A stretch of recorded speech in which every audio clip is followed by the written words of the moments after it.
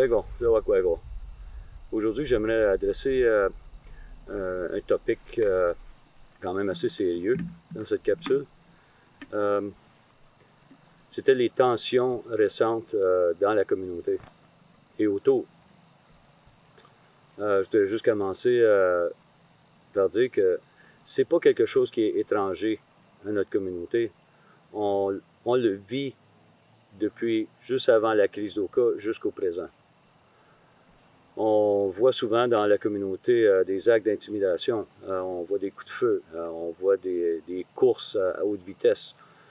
On a même vu à un certain point où même incendier des maisons est devenu acceptable. Ce n'est pas acceptable. On a vu récemment, comme exemple, dans la colline d'Oka.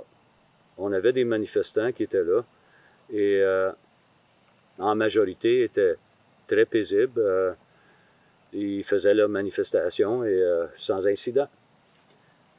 Mais récemment, on a vu deux individus dans notre communauté qui ont monté sur la colline et sont allés menacer, ont lancé des menaces à certains gens qui vivent là. Et suite à ça, cette nuit-là, une maison a brûlé. Alors, cette maison-là, ironiquement, appartenait à une madame qui est de descendance de Ganawagé. La madame avait sacrifié pendant une bonne partie de sa vie pour bâtir son rêve dans la colline. Cette femme-là cherchait tout simplement une place dans ce monde pour avoir la paix et de vivre en paix. Et s'est fait incendier pour avoir été sur la colline. Alors, c'est des actes qui ne sont pas acceptables. On a vu pendant des années beaucoup de tensions pour une raison ou d'une autre. J'ai parlé de ça dans les autres capsules où on discutait un peu la désinformation, les mensonges qui sont comptés carrément contre moi, mon conseil. Et ceci aussi sert tout simplement à diviser encore et créer plus de tensions. On a des gens qui se disent traditionnels et dans la tradition, c'est la paix avant tout. Mais c'est pas ça qu'on voit. Je l'ai mentionné dans une capsule où quand le traditionnalisme est remplacé par l'activisme, on n'a plus grand place pour le dialogue. Et c'est ça qu'il faut changer. J'ai mentionné aussi que, oui, j'avais reçu des menaces. On a menacé d'incendier ma maison. Des menaces envers moi personnellement. Ça aussi, encore inacceptable. Moi et mon conseil, on avait toujours envisionné que la façon de trouver la paix pour notre communauté serait en ayant une meilleure éducation, développement économique, la répatriation des terres était hautement important pour notre communauté d'avancer. Alors là, on est sur le point. Le Conseil a travaillé, on a travaillé très fort depuis 2011 à adresser notre dette, les comptes qu'on avait à payer. On a réduit toutes les dépenses. On est rendu au point là où vous avez l'opportunité pour le développement économique, meilleure éducation. Nos programmes sont mieux financés, on a des meilleures politiques en place. Et l'opportunité d'avancer est là. Mais avec la création des divisions, la haine et ainsi de suite, quand on commence à parler, on divise les gens comme qui est Mohawk, qui ne l'est pas, qui a le droit à certaines choses et qui ne l'a pas. C'est contre-productif au développement de notre communauté. Alors, on voit la tension monter dans la communauté. Et là, ce qu'on ne réalise pas, c'est que l'incendie de la maison sur la colline, j'ai mentionné tantôt, la personne qui a fait ça n'a pas réalisé que si on était pour collectivement aller chercher le titre collectif à tout dans la Dagarono, que ces maisons-là, un jour, vont être à vendre. c'est des maisons qui peuvent être répatriées à notre communauté. En incendiant cette maison-là, on incendie le futur de nos enfants. On peut le voir comme ça. Alors, travailler ensemble, c'est la seule manière d'opérer. Moi et mon conseil, on a travaillé très fort et comme j'ai dit, on avait une vision en particulier. Mais à bout de ligne, c'est vous qui décidez le futur de votre communauté, le futur de vos enfants. Dans quelle direction, comment est-ce qu'on va travailler pour offrir un meilleur futur.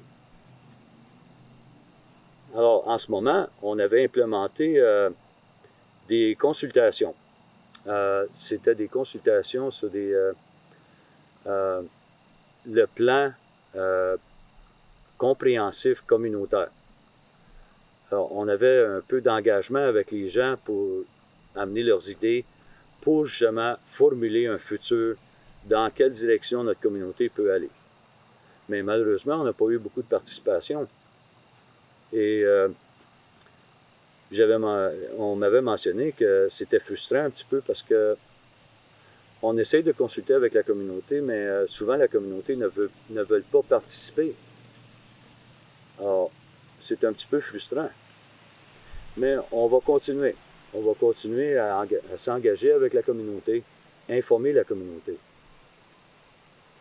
Et je l'ai mentionné tantôt, quand le traditionnalisme est remplacé par l'activisme, on n'a pas beaucoup de place pour un dialogue. Et il faut changer les choses. Si on pouvait simplement tourner cette rage, cette frustration, et la tourner vers les gouvernements, au lieu de sur l'un l'autre, on pourrait faire beaucoup plus de progrès. Parce que ultimement, c'est les gouvernements qui sont responsables pour le sort qu'on voit aujourd'hui de notre communauté.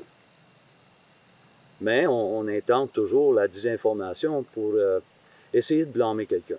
Alors, c'est le grand chef, c'est de sa faute. Mais, ultimement, il faut tourner cette frustration-là, là où c'est mérité. On a travaillé très fort depuis 2011 avec moi les conseils depuis ce temps. Et on était à un point que possiblement vous ne verrez pas pour peut-être une génération. L'opportunité est là. Il faut travailler ensemble et saisir cette opportunité-là. Si on continue d'agir comme on agit là, on n'aura pas de développement économique, on n'aura pas de répatriation des terres et tout le monde va en souffrir.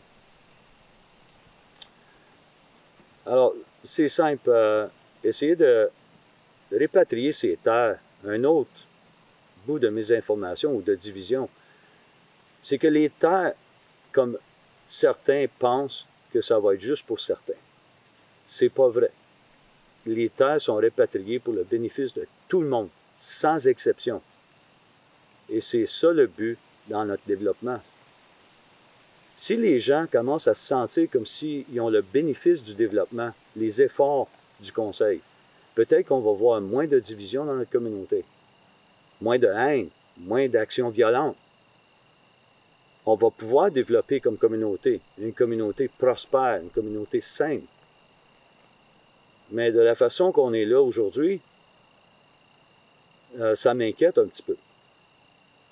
Alors, les prochains pas qu'on a à prendre, c'est des gros pas.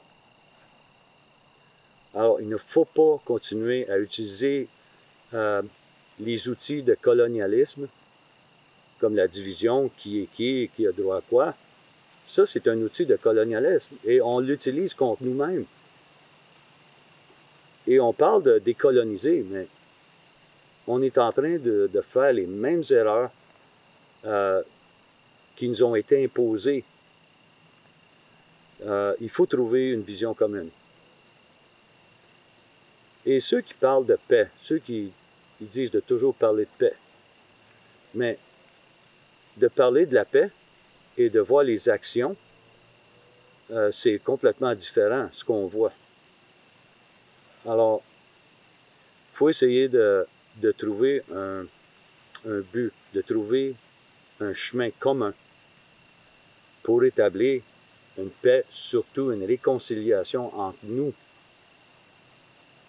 On parle souvent de réconciliation à l'extérieur, mais on ne l'exige même pas entre nous. C'est des choses qu'il faut changer. La violence ne cessera pas, la division ne cessera pas. Alors, on a une chance, il faut la prendre, il faut la saisir et avancer. J'avais mentionné aussi à d'autres gens que la situation, on essaie de comparer la situation avec la réserve de Six Nations où en ce moment, il y a des grosses manifestations à la réserve des Six Nations. Il y a une partie qui s'appelle Caledonia.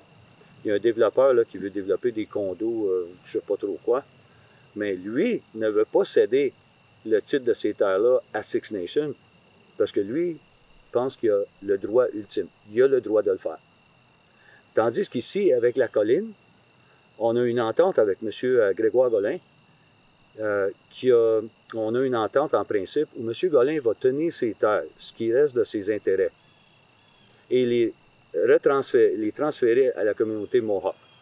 Ceux que M. Gollain a droit à une compensation, mais c'est la responsabilité du fédéral de faire ça.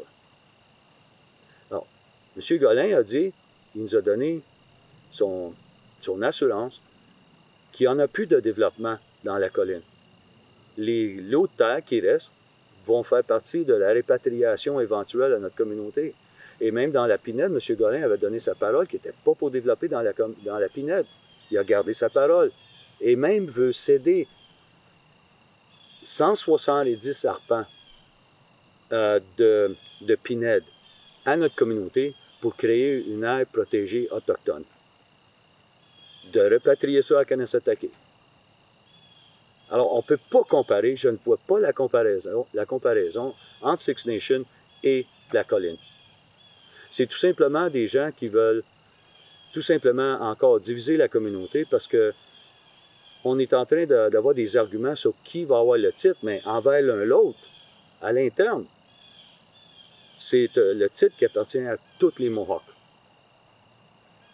C'est tout. On peut travailler ensemble à ce point-là et réaliser un futur beaucoup plus certain pour nos enfants et nos petits-enfants et leurs. Alors, on est dans une période où il faut faire des choix. On va laisser la division, la haine et les mensonges prendre le dessus de la vérité, l'opportunité et la paix. C'est la responsabilité de tout le monde de prendre cet effort. Parlez quand il faut et prenez action, mais avec la paix en tête toujours. Si on peut faire ça, on a un futur qui va être plus certain et le faire en toute paix. Je vous remercie beaucoup pour votre attention. Donc, voilà.